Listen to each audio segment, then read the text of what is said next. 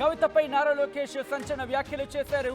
తెలుగుదేశం పార్టీలో కవిత చేరికపై రియాక్ట్ అయ్యారు మంత్రి నారా లోకేష్. మీడియాతో చిట్చాట్లు కీలక వ్యాఖ్యలు చేశారాయన.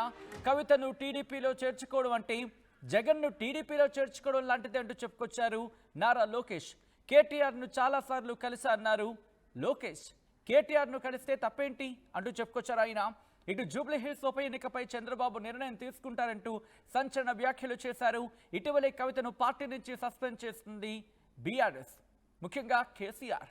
బీఆర్ఎస్కు ఎమ్మెల్సీ పదవికి రాజీనామా చేశారు కవిత టీడీపీలో చేరుతారంటూ జోరుగా ప్రచారం జరుగుతున్న నేపథ్యంలో ప్రచారానికి ఫుల్ స్టాప్ పెట్టారు టీడీపీ నేత నారా లోకేష్. దానికి సంబంధించిన బిగ్ బ్రేకింగ్ న్యూస్ చూస్తున్నారు.